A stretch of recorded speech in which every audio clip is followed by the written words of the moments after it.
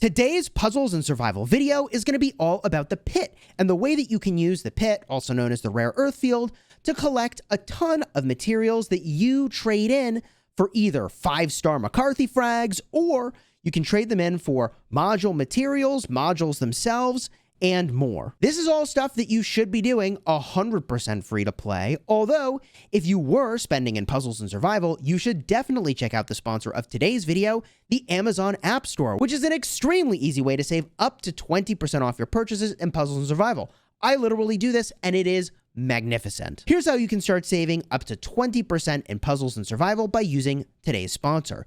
Check out the link in the description of this video. It'll take you to a page where you can download the Amazon Appstore. You can do this to an Android device, to a Windows 11 device, or you can download using an Android emulator. That will work as well. From there, when you make a purchase in-game, you're going to use Amazon coins. You buy those Amazon coins at a discount, which is how you save money. So for example, I often find myself buying $100 worth of in-game currency for only 82 bucks. That's right, I paid $82 and I have $100 worth of currency to spend in-game. And not only does this work for puzzles and survival, by the way, but there are other games in the Amazon App Store as well that support the use of Amazon coins. So check out the link in the description, which will support the channel, by the way, and see if some of your favorite games are in the Amazon App Store. And by using Amazon coins and downloading using my link in the description, you can start saving on your purchases, which I can tell you from personal experience works really well. Before I get into the details of how the rare earth field works, let me briefly cover when it unlocks, which is about when you get your modules. If we go into the headquarters, tap the info button, scroll down a bit, you unlock modules at 16 for your sanctuary level. So if we make our way back over to the pit, allow me to explain how this works. You're going to compete for different spaces on a map. And when you hold that space, you accumulate rare earth. Other people can attack you to try to plunder your rare earth. You also can attack other people to plunder their rare earth. The amount of rare earth that you can plunder is only what they are actively collecting in that exact moment. So the rare earth that you've collected in previous expeditions is all safe, baby. I got a ton of rare earth and it's all chilling in the bank. And I'll show you that shop again so you can see exactly all of the things that you could go and buy. Now, there are different qualities of rare earth fields that you can go and contest. And to even contest a higher level field, you actually need to go and beat a boss to go and do that. So for example, if I wanted to go and contest this boss, I know I'm going to lose, especially since I didn't actually swap in my heroes, but I knew I would lose anyways. I can't beat this thing. This is the boss that you've basically got to beat. It gets more and more difficult every time that you want to go smash your way through a rare earth field. There's no casualties that you actually take by doing this little test exercise, so you can try as many times as you want to beat the boss, to enter the rare earth field, and start to be able to collect rare earth. Now, I failed to beat this particular boss, however, I've beaten the bosses for many other previous tiers, and you can see the output per hour is higher for different levels of the rare earth field. Yes, the higher level rare earth fields are way more desirable because you get more rare earth per hour. However, this is a game mode where you're competing against literally everybody in the game, so you've got some steep competition at the tougher rare earth fields. So I'm going to stick to the lower level ones because that's a much safer place for this particular account. 18k per hour is the field I'm going to enter, and I'm going to hit confirm.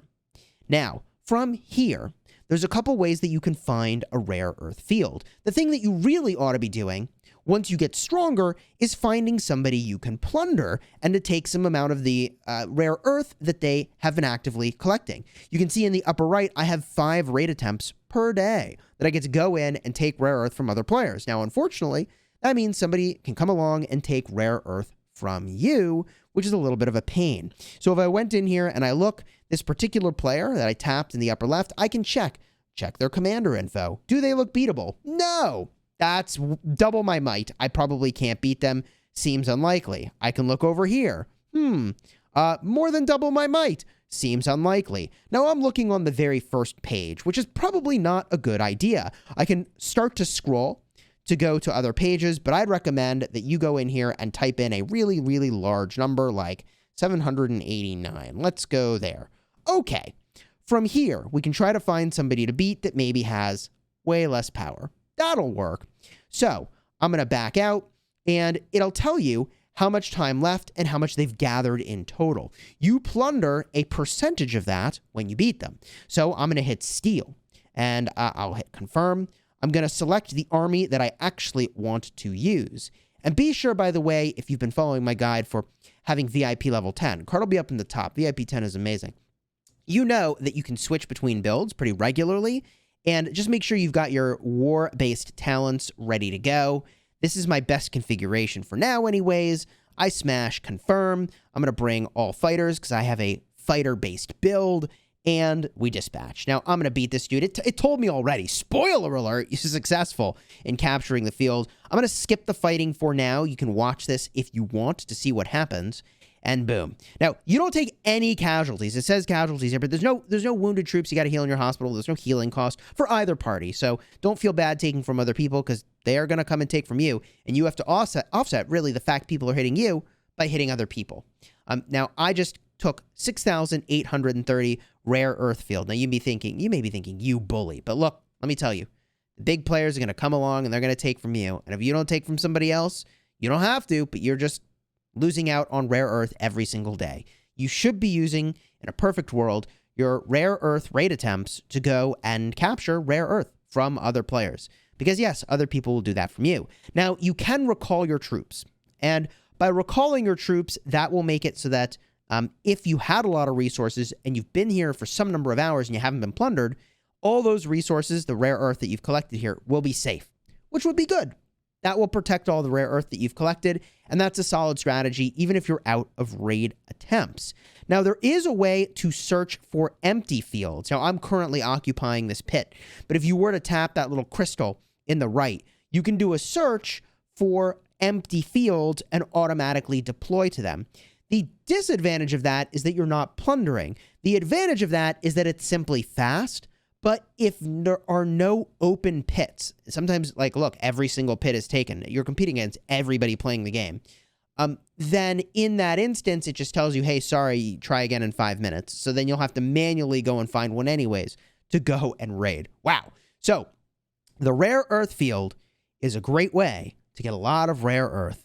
And what are you doing with all that rare earth? I mean, I told you it was good, and let me show you how good. You can get fragments of 5-star McCarthy, which is awesome.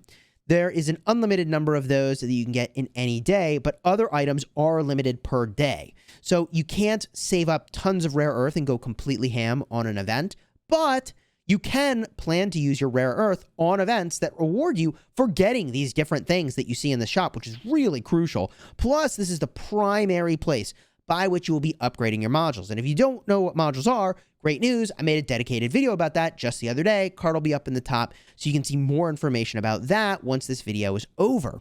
But not only can you get the modules, there's the module enhance material and the module promote material, specifically that red star promote material. I've been picking that up every day because there's a limited amount of that. But this only becomes available to you once you reach a certain level of the number of rare earth fields that you've conquered. In other words, until you get past, I think it's rare earth field. By the way, I don't want to reset my field. I'm not trying to like leave this field. I'm just going to hit exit. But if I think it was level 6. Once I took out level 6 of rare earth field in the boss for that, then I was able to get that red star material for promotion, which is really, really nice.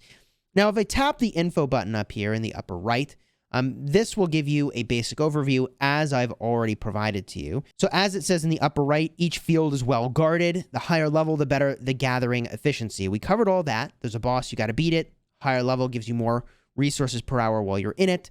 Nova provides you with your units in battle, so you still rely on your troop buffs and your troop capacity amount, but you don't actually lose any troops of your own.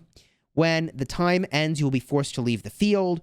All pits you occupy, apart from those in a safe field, can be stolen by other commanders. I forgot that there's safe fields. That's interesting. An unassaultable field.